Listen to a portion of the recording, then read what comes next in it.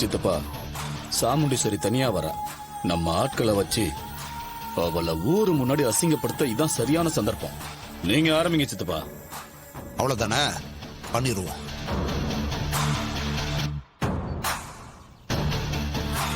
ஆமாக்கா, அதையும் கேக்குறேன். கொஞ்சம் பேசாம இருங்க.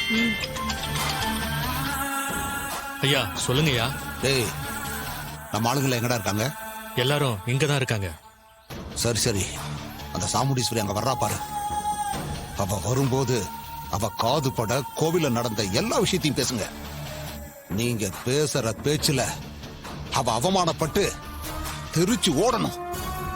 இனி அவ ஜென்மத்துக்கும் கோவில் பக்கமே தலை வச்சு படுக்க கூடாது. சரிங்கய்யா, நான் பாத்துக்கிறேன்யா.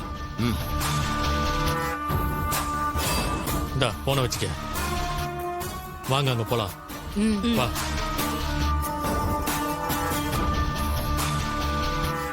சொன்னதெல்லாம் ஞாபகம் இருக்குல்ல?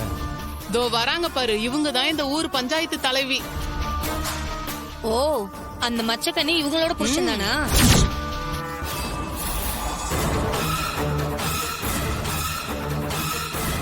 ஊருக்குள்ள பெரிய குடும்பம்னு பேரு, ஆனா உள்ள நுழைஞ்சு பார்த்தா தானே தெரியுது ஒவ்வொருத்தர் வெள்ளை வேட்டிக்குள்ளயும் எவ்வளவு அழுக்கு இருக்குன்னு.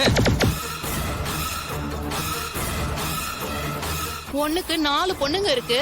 இந்த வயசுலயும் ஒரு பொம்பளை வச்சுட்டு இருக்காரு இந்த ஊரு பெரிய மனுஷன். வெளியே தெரிஞ்சா நம்ம ஊருக்கு தான் கேவலம்.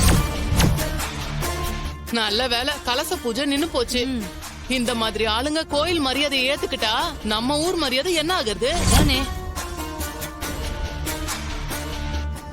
குடும்பத்துல நடக்கிற விஷயத்தை உங்களால சரி செய்ய முடியல. இதுல இவங்க இந்த ஊருக்கு பஞ்சாயத்து தலைவியா? இவங்க சொல்றதை கேட்டுட்டு நம்ம பஞ்சாயத்துல உட்காரணுமா? நினைச்சாலே கேவலமா இருக்கு.